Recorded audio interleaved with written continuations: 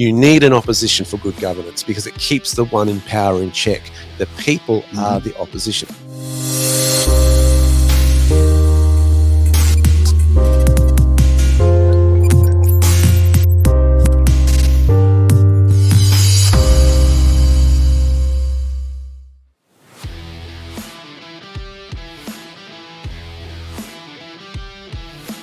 Oh, where's your head at? Indeed, it is time for the Grey Wealth here on Edge Radio Australia. I've got Derek with me to my right, mate. Ready for a big show. You've got lots of preparation. Like always, you've got the computer ready. So clearly you know what you're doing. Clearly I don't know what I'm doing. And I really thank Travis for calling in too, because getting us set up on the old socials, mate, very much appreciate that. Really, really do. We got more than one computer to manage here. Oh, there's a few going on, I tell you right. And the ergonomics of this place aren't exactly fabulous, right? I'll tell. That's well, I got to focus on this. You. Oh, look, I tell you right. And well, look, I'm very skilled with computers. I really am. I've been searching for the any key for about 30 years now. So I'm very skilled too when there's a technician around. Exactly. Very, very true indeed, mate. Hey, as I say, very big thank you to Travis for giving his hand online there. I can see there's names coming through already, some messages, which I will check in just a tick. But I'll throw to you, Derek. Let's get into the show, mate. And what have we got on today? This is a big one. And I've got to put it in context. So most people, if I say what's going on, they'll go, and so, you know, right? And it's this there's a Representative Thomas Massie in the United States who has announced the introduction of HR 8421, which is the Federal Reserve Board Abolition Act. It sounds like a baloney. Okay. All of a sudden I'm thinking of lunch. No? So think this, hashtag end the Fed. That's what he's wanting to do. Yeah, right? Let's put it in layman's terms. Okay. And so what he's doing, he's wanting to abolish the Board of Governors of the Federal Reserve and the Federal Reserve banks. Repeal the Federal Reserve Act of 1913, which is when the Federal Reserve was actually created, the whole system. In 1913? Yeah. It's been a while. Yeah. And so, you know, this is his reason is that Americans are suffering under crippling inflation and the Federal Reserve is to blame. He said during that flu, the Federal Reserve created trillions of dollars out of thin air and loaned it to the Treasury Department to enable unprecedented deficit spending.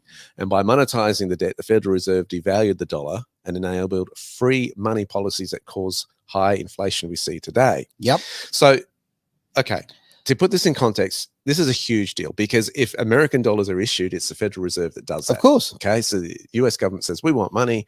They go to they sell some bonds. The bank, Federal Reserve buys and prints money. It goes into circulation through the retail banks. This is a big deal if you get rid of this. This is an entire interruption of centralized banking. Okay, so it's a really brave move. Okay, what chance has it got of actually passing? And that's a very good question. That's probably the next question that most people have asked. This conversation hasn't come up the first time. This has come back again. I think most economists say it will never happen. Right. I believe it will. So I'm taking the contrarian view here. I believe it might take a little time, but you know, a couple of years ago, I was saying certain things about certain commodities that they will go up, and they have, and we'll talk about that a bit later in the show. Rome wasn't dismantled in a day, right? Well, it can take one day. Okay. It's funny though. You see things in the future, and it's the timing that's really hard to get right. Okay. This is huge, and a lot of people think you're crazy saying that, Derek.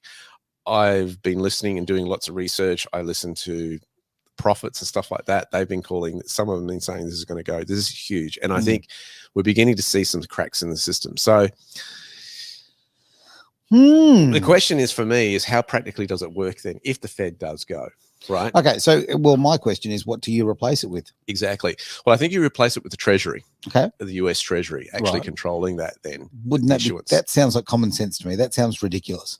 Well, it's interesting. I always go back to that piece of history where Abraham Lincoln did something similar. He got rid of the merchants and basically issued the greenback note. Now, that's okay. To me, it's really interesting you say that because the greenback to me growing up was always just the nickname for the US dollar. But I didn't realize, obviously, it has far more. Well, it's got a lot of history. Obviously. He didn't want to get a loan for the war. The Civil War. Mm. And so what did they do? They basically, he was advised to issue his own currency. Okay. And he said, really, will they use it? Will they accept it? And they said, if this is backed by the United States government and is good for paying taxes, they will use it to buy cigarettes. They'll use it to settle debts. They will use it to pay their taxes. If you can use it to pay your taxes, it'll get used. And it got mass adoption after that. Okay. So he was able to fund his war through that means. Okay. I mean, when you think about the pivotal moments in American history, they've had a lot to do with tax. Let's face it, right? Little thing that happened in Boston. It's just interesting to me that he would invent this so people could pay their taxes. It's kind of yeah. I mean, it was either that or go into debt to the bankers. Yeah. And use this. No, it makes sense. I get it. It's just, I mean, it showed the forethought of the man. Let's face it. Yeah, it was interesting too how Napoleon sold off that little piece of America, Louisiana Purchase. He was in a similar situation, facing the Napoleonic Wars. He didn't want to deal with the bankers. Yep. So France sold that land to the United States, and he used the funds to pay for his wars there. Question for you: in the US, do they actually study these things? Like, is this something that's brought up in schools? I've never studied in the United States, so I can't say firsthand. There's certainly I think the education system in America is not what it was 20, 30 years ago. Okay.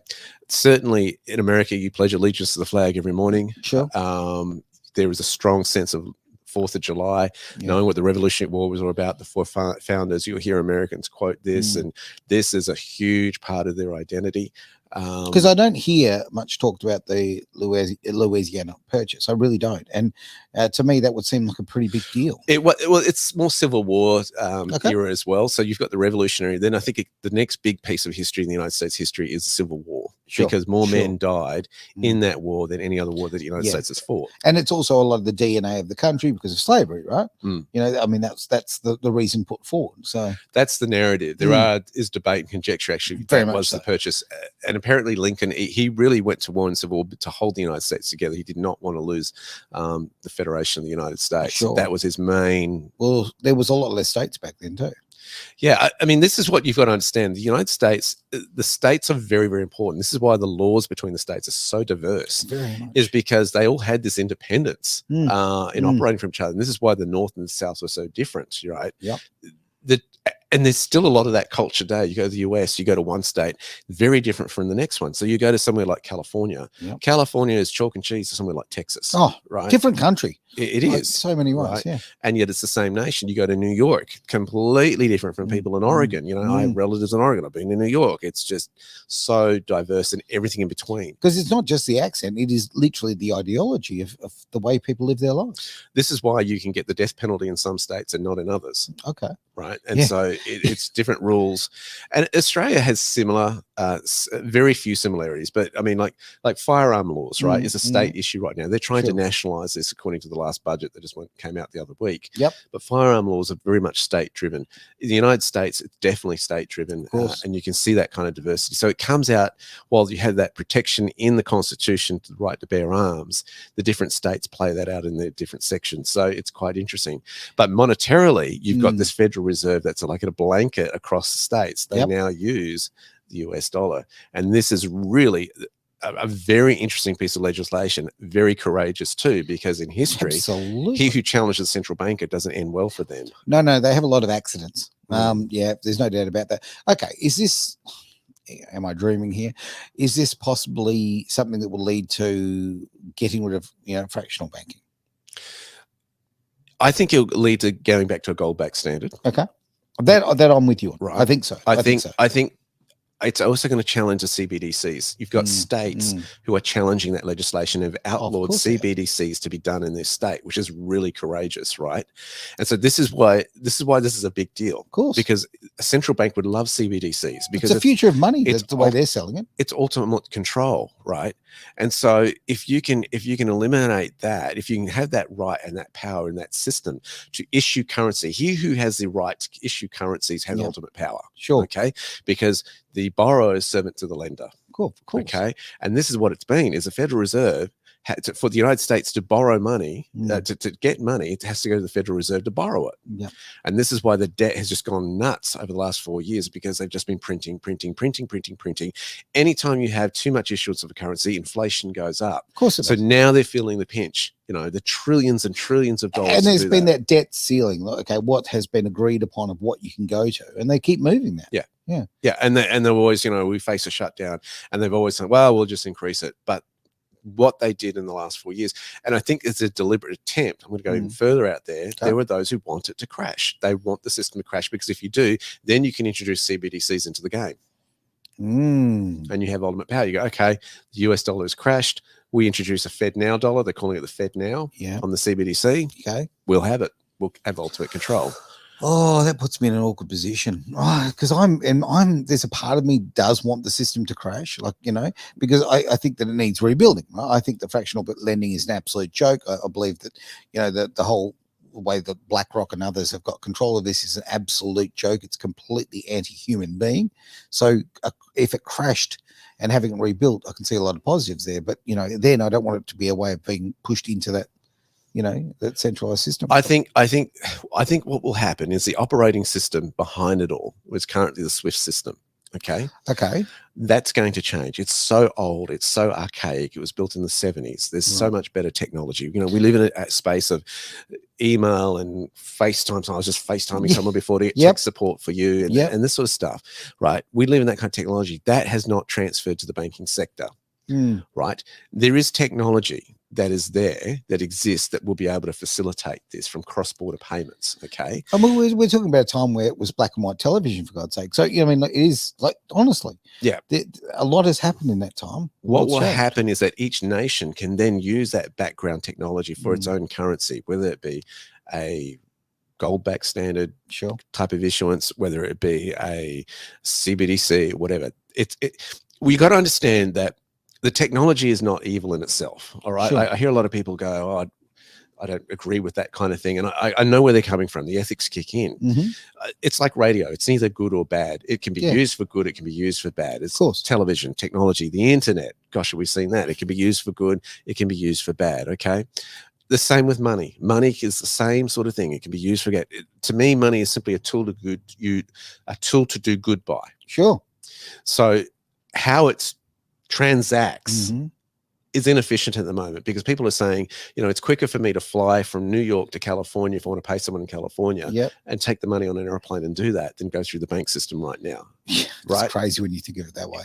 That's what they're saying. Okay, but you could look at cash as being inefficient, right? But it's also wonderful, because it means that you're not getting a percentage taken every single time you use it, okay, which is just theft, boom, boom, boom, right across the board.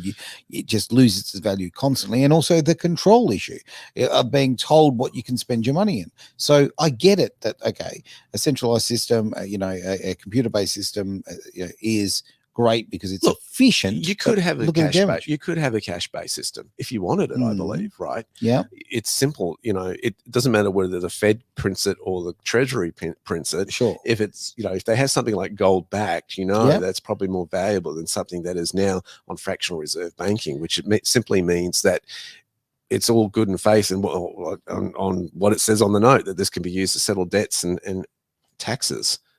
And so what you're moving towards, so you could have cash, but governments don't like that because they have less control of it. So those who are thinking more totalitarian, they don't like it because they want to see what's going in there. So, well, look, when the GST came in, and that's 24 years ago, right? Okay, that was to stop the cash economy, right, to a big extent, and they gave all sorts of excuses, but it was basically a control mechanism, and it made it, and they sold it well. They said, 10%, and they sold this premise that things were going to go down. Well, obviously they didn't go down in price. That didn't happen. But sorry, this is GST. GST, with the GST point of view, right? But that was just a really good way of trying to squash the cash economy. Now we're living right now in a great resistance against that. Well, what are your thoughts on that? Honestly, the United States, some states don't have sales tax. Like Oregon doesn't have it. So I think it's a bit of a different governance here, different culture. I think Australia will follow whatever the United States does. I agree, because it wants to play as an ally. They want to be in the same kind of for economic reasons as well as military reasons, defense reasons. America's a good ally to have. No doubt about that. And because it's very common in terms of culture, share a lot of different similar values as opposed to other nations. I think, though, that, I think it's about who's the gatekeepers in the society. We've got to get good gatekeepers in society, okay? And unfortunately, greed and self-interest are the driving factors of what we call the Babylonian system. No doubt about it. They have been in the banking system for decades, right? Yep. And we've got to get people who are there to serve. So if you're a public servant, you are there to serve the To people serve you the represent. public, exactly right. So I think there's that. There's got to be a change of heart, a change of the guard. We've got to get rid of the corrupt, and it's time for that to change. All right. Now, if we did have this fantastic cleaning up of the system, theoretically, what kind of time frame are we looking at? What could happen? Well, okay. I don't think it's going to happen until later this year. Okay. The starts of it. I think that it's going to get worse before it gets better. Sure. On the surface level. I think that there will be attempts to crash markets. There'll be attempts to make it worse. And then it comes in, well, let's introduce the CBDC as the great saver. Hand over your rights to us. We'll calm things down and do that. Well, you sent me a great post today, right? Literally, you sent me a post today about our Labor minister, right? Literally the Minister for Labor. And his ridiculous comments about and Freudian slips. Did you want to sort of explain on that? Because I think they're very much trying to push this digital ID for all citizens of Australia. And I say, why? You've got a tax file number. If you're running a business, you have an ABN or an ACN. You have all of that in place already. Why do you need a further step? And I go, oh, well, because we need to identify people in a one-step process as opposed to multiple. I actually think multiple is a better system. Of course it is. It's got checks rather than balances. Exactly. And it authenticates someone even further. As opposed to, hey, you have that one number and you're going to hack into a system and steal someone's identity very easily if it's centralized. It happens all the time, okay? There is actually a site, and maybe Travis can put it up on the screen while he's typing away. There's a site you can go to which will actually show you the breaches for, the last month, the last week, the last year here in Australia. It is mind-blowing. But the big concern I have about that, the digital ID, is that it be a requirement for you to do business with others. That's right. That's and he let the word mandate slip out. He did. As a Freudian slip. And we all know it. Deep down, we know that that's what's going on. Yeah. That if you want to open up a bank account, you'll have to have this digital ID. And they're already, the government's already pushing the banks to do the know your client rules. Okay. The Patriot Act after September 11 changed everything in the banking sector to a whole different level of corruption. Worldwide. Corruption. And now it's like, know your clients, where they even want to know what your inside leg measurement is. I'm kidding. But it's gotten that bag, right? And so now if you have to, they say, oh, it'll be voluntary. It'll be voluntary. No, of course it is. But if you want to do business with someone, so that private enterprise can go, if you want that, we require this. You know what? You can't use the word mandate. You can't use the word voluntary anywhere near me anymore. I'm sorry, just don't buy it, because it was voluntary to get a particular jab medical intervention in your body, but it was completely voluntary. But if you didn't want it, well, you weren't allowed to work or I don't know, have a house. Quote unquote, life's going to get very difficult for those who aren't jabbed. Spot on, right? Spot on. So the word voluntary, it's a farce, is what it is. Look, Travis has pointed it out well, right? Article 4 of the governance of the Labor Party is that they are a socialist democracy, socialistic democratic party, right? I agree. Let that word socialist sink in. Yes. Right? Let it sink in. That's the agenda. And if you start reading their bylaws in that article, below it, Article 5 as well as 6, it sounds all rosy, some of it on the surface, but actually begin to question what power does that leave them as a party to do that. Now, I'm not trying to push any other party or anything like that. I'm not here to do that, but I'm going, Australia, wake up. Wake up at who's at the helm. Who's at the wheel? Who have you voted in this system? Did they though? 32% of people, really, like less than a third, voted that the current party that we have in power, the Labor Party, are completely moronic and dishonest. Put the heat. The people are the opposition. There is no opposition in Parliament, right? That's right. You need an opposition for good governance because it keeps the one in power in check. The people are the opposition, particularly in the state of Western Australia.